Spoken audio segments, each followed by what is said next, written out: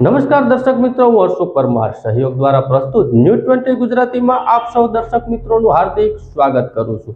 જોઈએ આજના મુખ્ય સમાચારો। જૂનાગઢ નરસિંહ મહેતા યુનિવર્સિટી દ્વારા ઇતિહાસને લગતા ચિત્રોનું પ્રદર્શન અને વર્કશોપનું આયોજન કરવામાં આવ્યું।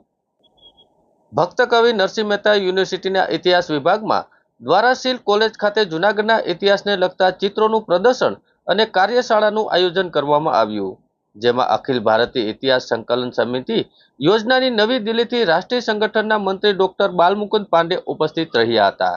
કાર્યક્રમના અધ્યક્ષ કુલપતિ ડોક્ટર ચેતન ત્રિવેદીએ જણાવ્યું હતું કે ઇતિહાસને સંશોધનનું ક્ષેત્ર છે, જ્યાં કર્ણોપર્ણ કથાઓનું ક્ષેત્ર છે અને શ્રેણીબદ્ધ ઘટનાઓનું પરીક્ષણ અને પૃથ્વીકરણ કરાય છે, જેના ચાણક્યનું કથન અને લોકોમાં ભૂતકાળને યાદ રાખતા નથી, તે પોતાની અસ્મિતાને નકારે છે।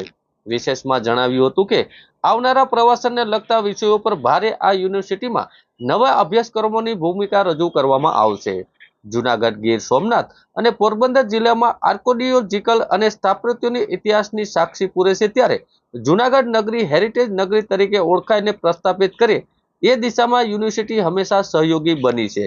ઉપરાંત દિલ્હીથી ઉપસ્થિત ડોક્ટર બાલમુકુંદ પાંડેએ જણાવ્યું હતું કે ઇતિહાસને માનવ જીવન સાથે ઘનિષ્ઠ સંબંધ હોવાથી માનવ જીવનના પરિવર્તનની સાથે ઇતિહાસનું પણ સ્વરૂપ પણ બદલાય છે। ઇતિહાસને સમજવો જરૂરી છે, કારણ કે સ્થાનિક માનવ જીવન સાથે સંકળાયેલા છે અને સ્થાનિક ઇતિહાસની તારીખ માટે સંસ્કાર અને સંસ્કૃતિની ઓળખ બની રહેતી હોય છે। જૂનાગઢમાં બિનવારસુ ગૌવંશ પશુઓને પાંજરાપોળ ગૌશાળામાં આશ્રય આપવામાં આવશે। જૂનાગઢના કલેક્ટર અનિલ કુમાર રાણાવસિયા દ્વારા જૂનાગઢ જિલ્લાના મામલતદાર તેમજ નાયબ પશુપાલક નિયામકને મુખ્યમંત્રી ગૌમાતા પોષણ યોજનામાં લાભ મેળવતી ગૌશાળા અને પાંજરાપોળમાં પશુઓની ક્ષમતા ચકાસવા માટેની સૂચનાઓ આપવામાં આવી હતી, જેમાં જિલ્લાના મામલતદારો દ્વારા તેમજ નાયબ પશુપાલક નિયામક દ્વારા આ બાબતે ચકાસણી કરવામાં આવી હતી, જેના ભાગરૂપે હજુ પણ સંભવિત 900 થી વધારે પશુઓનો ગૌશાળા અને પાંજરાપોળમાં સમાવેશ થઈ શકે છે એવી વિગતો મેળવી હતી। જૂનાગઢ જિલ્લા શહેરી વિસ્તારમાં વિખરતા રખડતા ગૌવંશ પશુઓના કારણે કોઈ દુર્ઘટના, માનવ ઈજા જેવા બનાવ ન સર્જાય તેમજ શહેરી વિસ્તારોમાં સ્વચ્છતા અને વ્યવસ્થા જળવાઈ રહે તે માટે શહેરી વિસ્તારમાં વિચરતા રખડતા ગૌવંશ પશુઓને નાયબ પશુપાલક નિયામકની કચેરીના સંકલનમાં રહી જૂનાગઢ જિલ્લામાં આવેલી વિવિધ ગૌશાળાઓ પાંજરાપોળને સોંપવાની કાર્યવાહી કરવા દિશા નિર્દેશ આદેશ જારી કરવામાં આવ્યા છે। જૂનાગઢના ઝાંઝાણા ગામમાં આવેલા ખેતલા બાપાના મંદિરમાં નાગપંચમીનો ભવ્ય રીતે ઉજવણી કરવામાં આવી। જૂનાગઢના ઝાંઝાણા ગામમાં આવેલી ખેતલા બાપાની જગ્યાએ આજ સવારથી જ નાગપંચમીના ઉત્સવની ઉજવણી કરવામાં આવી હતી। આ ઉત્સવમાં હવન, સંતોનો ભંડારો, ચાદર વિધિ, કુંવારિકા ભોજન અને સમસ્ત ઝાંઝાણા ગ્રામ જમણવારનું આયોજન કરવામાં આવ્યું હતું। ખેતલા બાપાની જગ્યાએ પ્રાચીન જગ્યા છે, ત્યાં રામાનંદી ભારતી બાપુ બ્રહ્મલીન થયા બાદ ત્યાંના મહંત રાજભારતી બાપુ હતા અને રાજભારતી બાપુ બ્રહ્મલીન થયા બાદ આજે તેના પૂજારી મહેશ્વરાનંદ ભારતી બાપુને ચાદર વિધિ કરી ખેતલા બાપા જગ્યાના મહંત સ્થાપવામાં આવ્યા છે।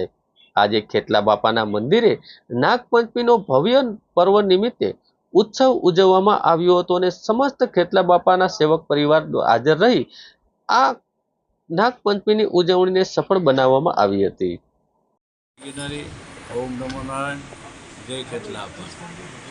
ગરવા ગિરનારની ગોદમાં જૂનાગઢના આંગણે ઝાંઝરડા ગામની અંદર જે પ્રાચીન જગ્યા ખેતલિયા બાપાની છે, ત્યાંના મહંત રામાનંદ ભારતી હતા, જે અમારી ભારતી બાપુની મહામંડલેશ્વર બ્રહ્મલીન વિશંબર ભારતી બાપુની પરંપરામાંથી હતા। તો બ્રહ્મલીન થયા બાદ રાજભારતીના હોય રાજભારતી બ્રહ્મલીન થયા બાદ એમના બે છોકરાઓ એની પાસે રહેતા, દીક્ષિત નહોતા, પરંતુ અહીં પૂજારી તરીકે હતા, તો એને આજે દીક્ષા મહાદેવ ભારતીએ મારા શિષ્યએ આપી અને આ આશ્રમ ભારતીય આશ્રમના નેજા હેઠે ચાલશે એવી રીતનું આયોજન કરેલ છે। અને આનંદધામ ભારતીય આશ્રમ ખેતલા બાપા મંદિર, તો આજે નાગપંચમીનો કાર્યક્રમ છે, લઘુરુદ્ર છે, સંત ભંડારો અને સાથે સાથે કન્યા ભોજન અને રાતના ભજન સંતવાણી, અને દિન પ્રતિદિન આ જગ્યાની ઉન્નતિ પ્રગતિ થાય એવી ખેતલિયા બાપા પાસે પ્રાર્થના અને ગામનો સહકાર એ ખૂબ જરૂરી છે.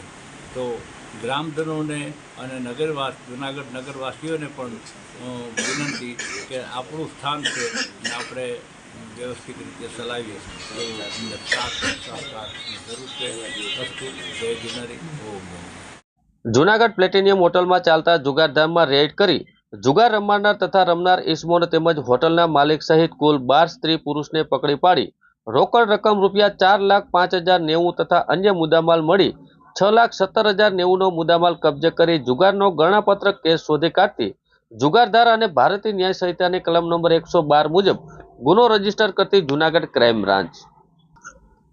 જૂનાગઢના પોલીસ ઇન્સ્પેક્ટર જે પટેલ તથા પોલીસ હેડ કોન્સ્ટેબલ મહેન્દ્રભાઈ ડેરને સંયુક્ત અગાઉથી ચોક્કસ ખાનગી અને બાતમી મળેલી હતી કે જયશ્રી રોડ ઉપર આવેલા પ્લેટિનિયમ કોમ્પ્લેક્સમાં ચોથા માળે આવેલું પ્લેટિનિયમ હોટલના માલિક યોગેશભાઈ મોરી સાથે મળી હોટલના રૂમનો ભાડે રાખી હોટલના રૂમમાં ગેરકાયદેસર રીતે ભાગીદારીમાં ગંજીપાનાના પૈસા વડે હારજીત કરી તીન પત્તાનો જુગાર રમાડી પોતાના આર્થિક ફાયદા માટે નાલ પૈસા ઉઘરાડી જુગારનો અખાડો ચલાવે છે.